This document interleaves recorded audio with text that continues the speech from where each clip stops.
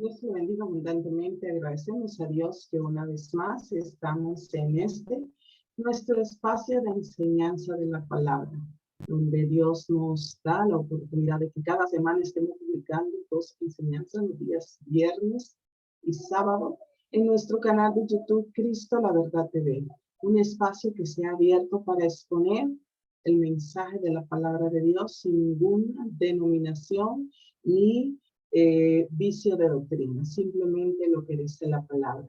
Estamos trabajando los días viernes el libro de Pablo a Timoteo. Estamos en la primera epístola a Timoteo. Estuvimos viendo las instrucciones que Pablo le daba a, a Timoteo para que permaneciese en la iglesia de Éfeso y exponía unas 6 razones por las cuales él debía seguir el ejemplo de la orden que le había dado de permanecer en ese lugar, de no darse por vencido por los tiempos difíciles que eh, estaba pasando la iglesia.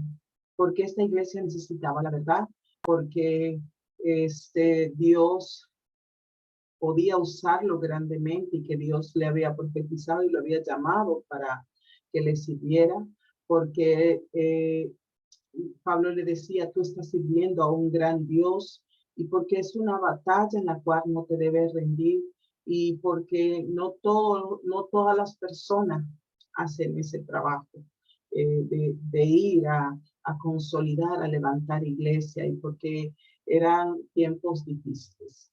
En el segundo capítulo estaremos viendo las instrucciones que Pablo da acerca de la oración. Y siempre, en toda la mayoría de las cartas que el apóstol Pablo escribía para estas iglesias nacientes, eran las instrucciones de la doctrina básica para las iglesias que se estaban consolidando. Hoy esta enseñanza es para la iglesia de Jesucristo en cualquier lado del mundo, por lo que le invitamos a que comparta estas enseñanzas con sus vecinos, sus amigos, sus familiares, y que se suscriban a nuestro canal de YouTube Cristo la Verdad TV y le den a la campanita para que les salga publicado el momento exacto en el que estamos publicando nuevas enseñanzas. Hacemos esto con el único objetivo que la Iglesia de Cristo sea edificada y para colaborar con el crecimiento y desarrollo espiritual de los creyentes en todas partes del mundo. Instrucciones acerca de la oración, sobre la oración. En Primera Timoteo capítulo 2. Exhorto ante todos a que se hagan rogativas, oraciones, peticiones y acciones de gracia por todos los hombres, por los reyes y por todos los que están en eminencia, para que vivamos quieta y reposadamente en toda piedad y honestidad, porque esto es bueno y agradable delante de Dios nuestro Salvador, el cual quiere que todos los hombres sean salvos y vengan al conocimiento de la verdad. Porque hay un solo Dios y un solo mediador entre Dios y los hombres, Jesucristo hombre, el cual se dio a sí mismo en rescate por todos, de lo cual se dio testimonio a su debido tiempo. Para esto yo fui constituido predicador y apóstol. Digo verdad en Cristo y no miento, y maestro de los gentiles en fe y verdad. Quiero pues que los hombres oren en todo lugar, levantando manos santas, sin iras ni contienda. La primera solicitud que el apóstol Pablo hace a la iglesia, oren por todos los hombres. Y él dice, ante todo, esto se refiere al tiempo, se refiere a la importancia.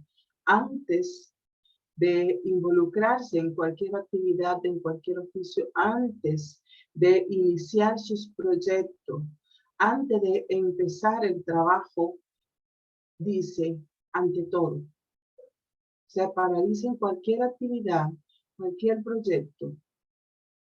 Y está dejando en claro que es de vital importancia lo que viene a continuación. Entonces, ante todo, da la prioridad a lo que el apóstol va a decir en ese momento. Da importancia a lo que está en el corazón y en la mente de Pablo. El más amplio criterio de Pablo a continuación es la adoración pública de los cristianos, por lo que esto comienza, por lo cual él comienza con una serie de instrucciones para esas reuniones. En primer lugar, dice, él quiere que recuerden las oraciones públicas de la iglesia, que deben hacerse expresamente por todas las personas, desde el presidente hacia abajo. En ese tiempo, desde el emperador hacia el más bajo rango, el más simple ciudadano. Y dice que se hagan rogativas, oraciones, peticiones, acciones de gracia. Esos términos describen una amplia gama de categorías en nuestra comunión con Dios. Rogativa es simplemente pedir por algo. Las oraciones nunca deben ser solo pedir, pero debe pedir con una fuerte confianza en la palabra de Dios. Entonces está hablando de rogativa que tiene que pedir. Luego dice que se hagan rogativas, habla que se hagan oraciones. Es una palabra que abarca bastante, se refiere a todo tipo de comunicación con el Señor. Recordemos que orar es hablar con Dios, conversar con Dios. Entonces está haciendo un llamado a todo tipo de comunicación que se pueda hacer con Dios. Luego habla de peticiones. Tiene que ver con las peticiones que hacemos por otras personas, no peticiones personales, peticiones por otros. Al orar debe haber un tiempo donde las necesidades de otros se encuentren en un lugar importante en nuestras oraciones y deben estar presentes cuando llevamos oraciones ante el trono de Dios. Rogativas, cuando pedimos nosotros algo. Oraciones, todo lo tipo de comunicación con Dios, y peticiones se refiere a lo que pedimos para el beneficio de otra persona, de otro creyente, de nuestro prójimo. Acciones de gracia es una parte esencial en nuestro caminar con Dios. Aquellos que carecen de un sentido elemental de gratitud en sus vidas, carecen de una virtud cristiana que es fundamental. El cristiano está llamado a vivir agradecido, a estar en todo momento. En otras ocasiones, en otras epístolas, el apóstol llama al pueblo a dar acciones de gracia a Dios. Cuando él habla de todos los hombres, esto nos dice por quién debemos orar a través de esta variada forma de oración. La idea es que todas las personas necesitan de oración. Usted nunca ha conocido a alguien con quien no pueda o no deba orar. Todas las personas necesitan ser presentados en oración. Cuando habla de orar por todos los hombres, está haciendo un llamado a una oración de manera evangelística. Debemos orar por nuestros amigos que necesitan conocer a Jesús, nuestros familiares que no conocen a Jesús, nuestros compañeros de trabajo, nuestros compañeros de estudio. Por otro, con lo que tengamos contacto regular. Debemos orar por todas las personas que no han llegado a este conocimiento para que les sea revelado Cristo en sus corazones. Orar por todas las personas significa también orar por sus pastores, orar por la iglesia, orar por los otros ministros, orar por los otros miembros, orar por que otras personas conozcan y que amen el servicio al Señor. El orar por todos significa también que debemos mantenernos en ese lazo de comunión los unos con los otros. La oración en conjunto de la iglesia la mantiene unida, la mantiene avivada en esa comunión con el Dios Padre, Dios Hijo, Dios Espíritu Santo. Por esa unidad que debe haber entre los ministerios en la iglesia. Otra de las oraciones que menciona acción de gracia por todos los hombres. Podemos encontrar algo por lo que agradecer a Dios acerca de todas las personas, de las personas que nos rodean. Porque cuando hace la introducción, dice que hace un llamado a orar por todos los hombres. Y cuando dice que dé acción de gracias, es que podamos también dar gracias por esas personas. Incluso aquellos que nos persiguen o aquellos que están en nuestra contra o que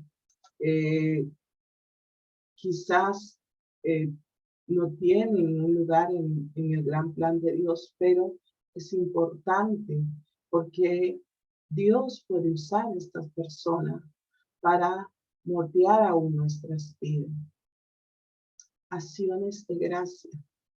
Agradecer por la persona que están a tu alrededor, en tu trabajo, en tu centro de estudio, por la familia en la que Dios te ha colocado, por tus hermanos de la iglesia.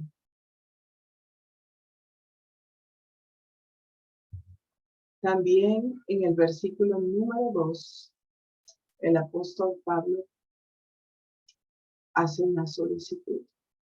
Orar por las autoridades, por lo que están en eminencia. Dice, por los reyes y por lo que están en eminencia, para que vivamos quieta y reposadamente en toda piedad y honestidad.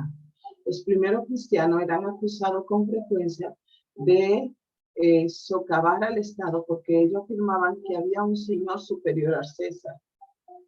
Entonces, pareciera que la iglesia estaba en contra del Estado. Sin embargo, mostraban que apoyaban al Estado siendo buenos ciudadanos al orar por el emperador. No orarle al emperador, sino orar a Dios por el emperador. Dice, para que vivamos quieta y reposadamente, con toda piedad y honestidad. Debemos orar por un gobierno o por unos gobernantes que nos permitan vivir la vida cristiana.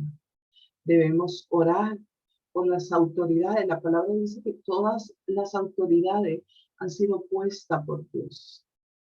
Y manda a que nosotros como creyentes levantemos rogativas y oraciones por lo que están en eminencia. Dice, porque esto nos va a permitir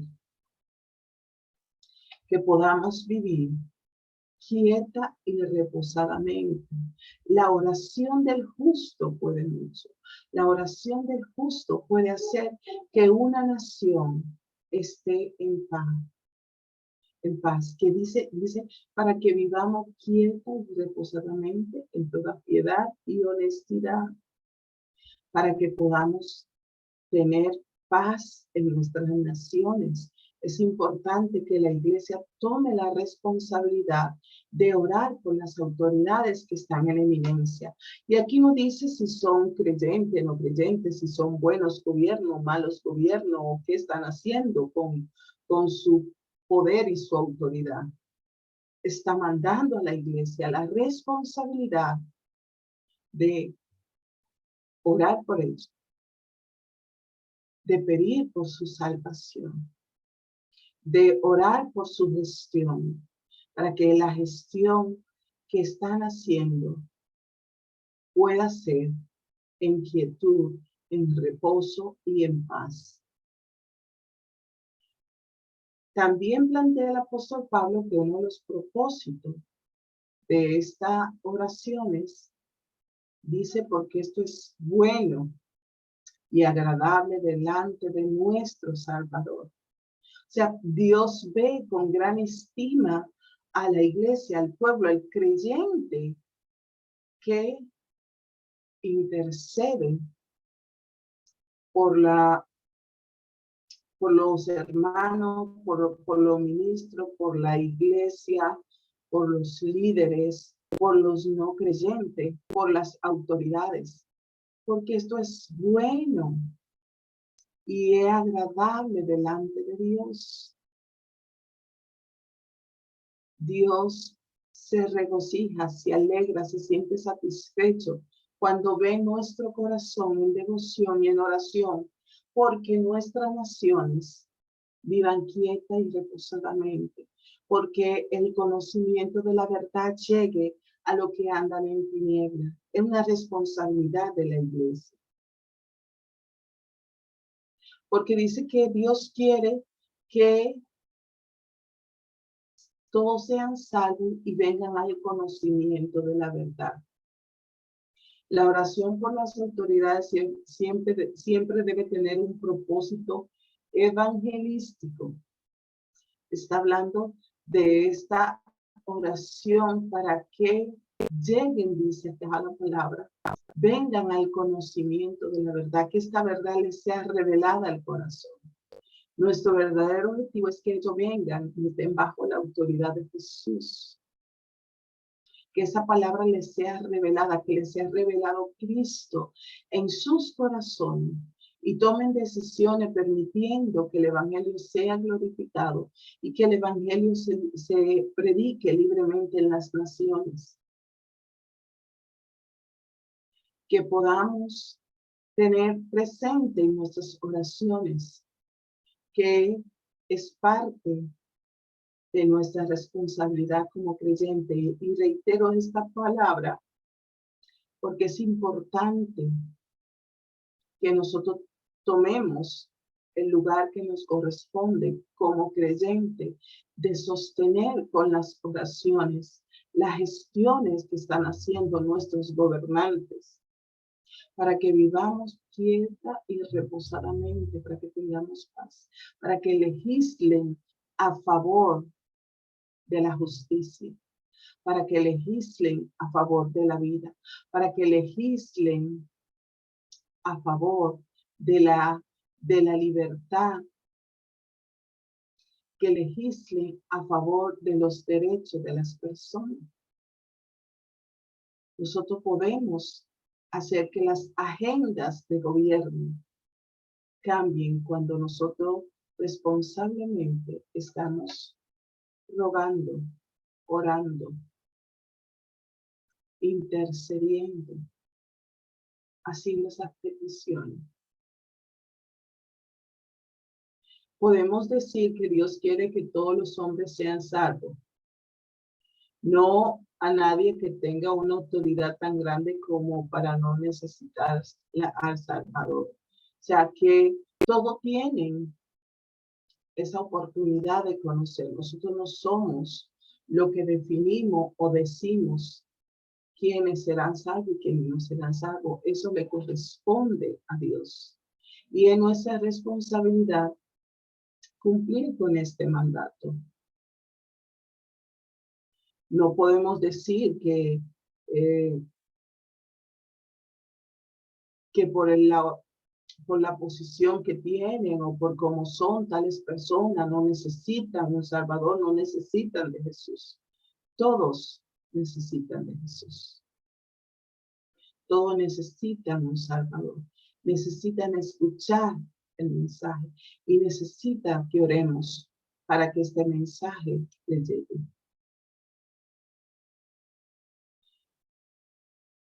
Visto desde una perspectiva humana, podemos decir que el evangelio debe ser presentado a todos sin reserva.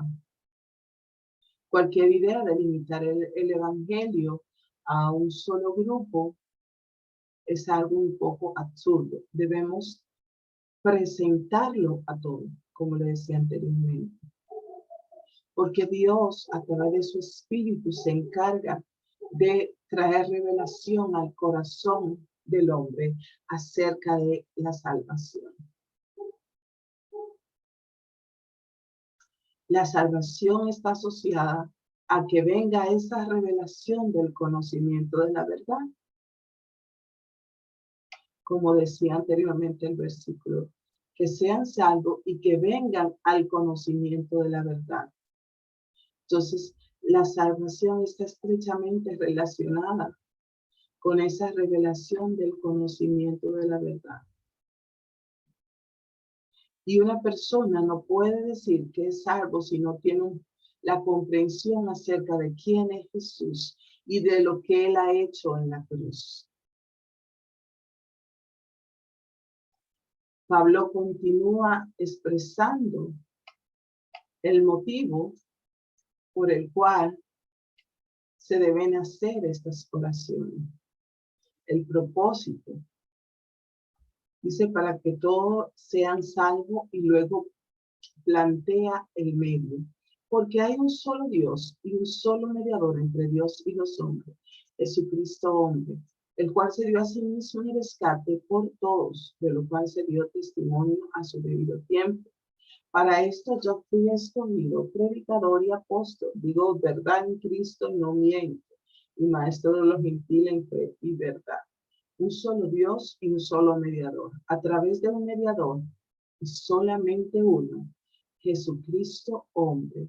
No hay otro camino válido, Dios hacia Dios, que no sea a través de Jesucristo. El único camino hacia el Padre es a través del Hijo. Esa declaración de Pablo repite lo que Jesús dijo en Juan 14:6. Jesús dijo, yo soy el camino, la verdad y la vida, y nadie viene al Padre sino por mí. Por eso el apóstol Pablo está reiterando esta verdad revelada por Jesucristo, porque hay un solo Dios y un solo mediador entre Dios y los hombres, Jesucristo hombre. El mundo moderno, en este mundo moderno, en estos tiempos modernos, la mayoría de personas piensa que cualquier camino conduce a Dios. He escuchado a personas decir, cualquier camino. Solo hay que buscarlo con sinceridad y con un buen corazón. Solo hay que hacer el bien, no hacerle mal a las personas. La Biblia se opone a esta idea. Los fariseos y el recaudador de impuestos vinieron delante de Jesús. Cada uno vino a Dios con sinceridad, pero uno fue aceptado y otro no. Sí, pueden corroborar esta historia en Lucas 18:9. El joven rico vino a Jesús con sinceridad, vino con una buena intención, con un buen corazón, pero fue rechazado porque no dejó todo por seguir a Jesús. Vemos que en Proverbio, que es un libro instructivo, dice, hay camino, Proverbio 14:12, que al hombre le parecen derecho, pero su fin es camino de muerte. Por eso no debemos confiar en nuestro pensamiento humano, decir que lo que cuenta es la intención, lo que cuenta es el corazón con el que se haga las cosas. Lo que cuenta es cómo yo lo busque. No, un solo camino. Jesús dijo, yo soy el camino, yo soy la verdad, yo soy la vida. Pablo dijo, hay un solo Dios y un mediador entre Dios y los hombres, Jesucristo hombre. Eso nos recuerda que Jesús todavía es humano, incluso al estar sentado en su trono en el cielo en este momento. Su humanidad no fue solamente una fase temporal. Cuando el Hijo Eterno, en la segunda persona de la Trinidad, agregó la humanidad a su deidad, la agregó para siempre, no solo por 33 años.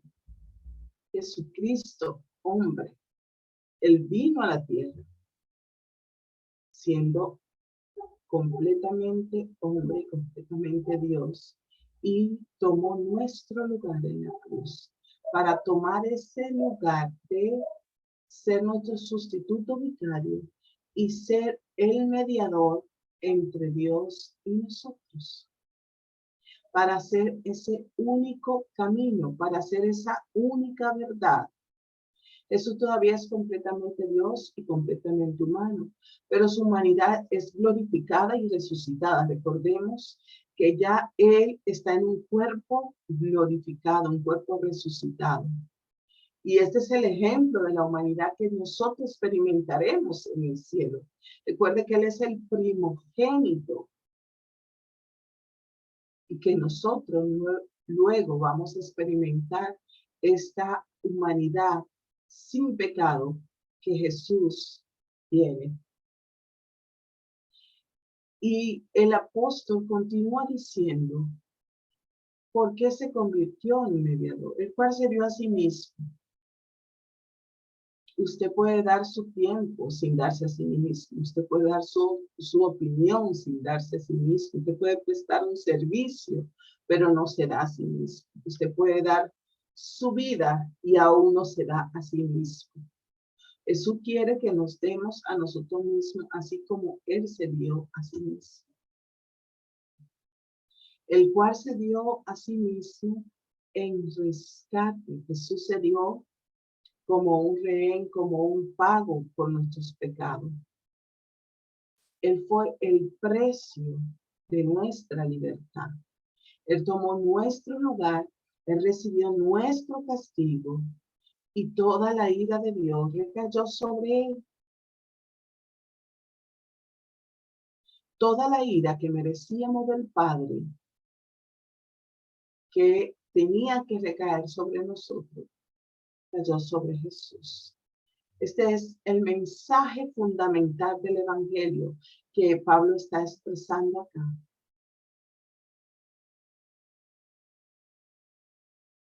Este es el mensaje que Pablo predicaba y él dice, para esto fui constituido predicador y apóstol, para declarar en todo lugar esta verdad.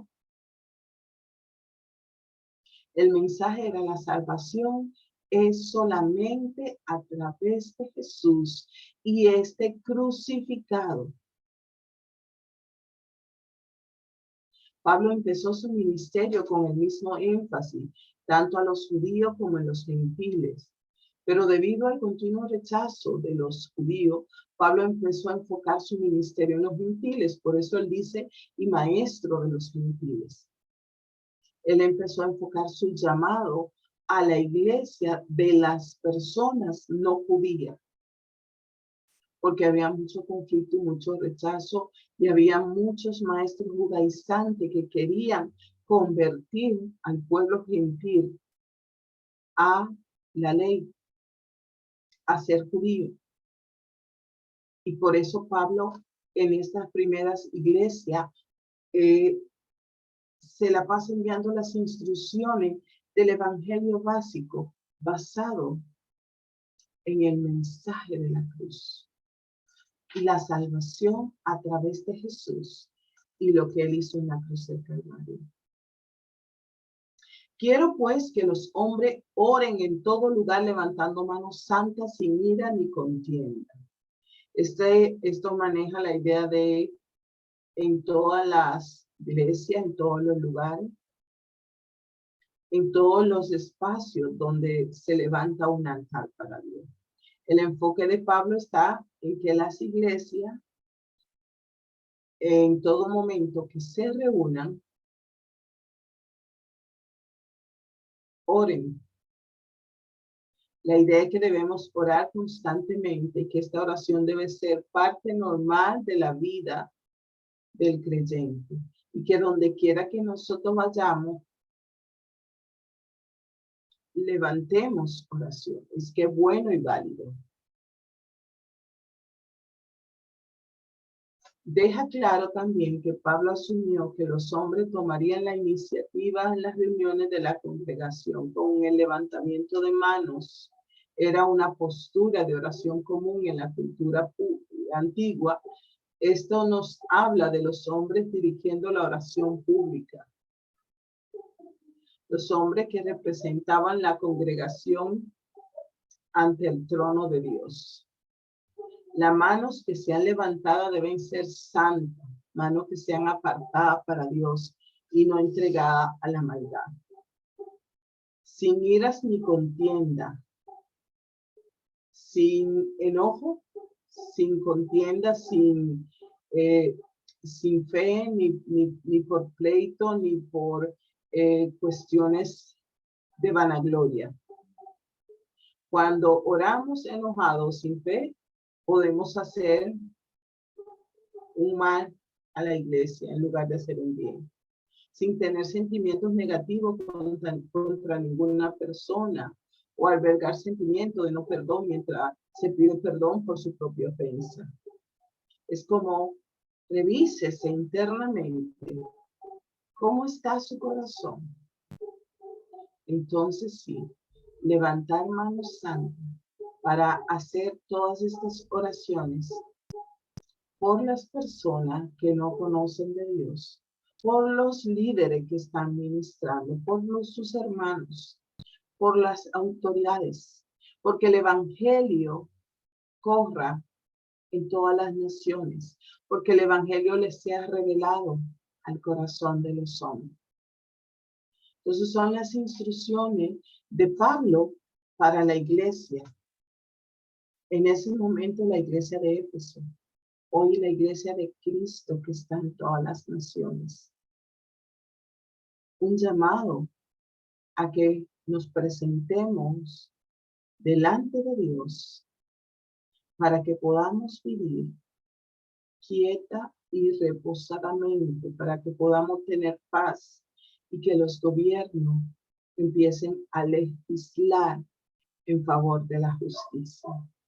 Dios le bendiga abundantemente. La próxima semana continuamos con este capítulo 2 de Primera de Timoteo. Sabemos que el Espíritu de Dios revelará esta palabra a sus corazones, porque la palabra de Dios es la verdad y ella va a hacer trabajo para el cual ha sido enviada. No olvide compartir estas enseñanzas y seguirnos en nuestro canal de YouTube, Cristo y la Verdad TV.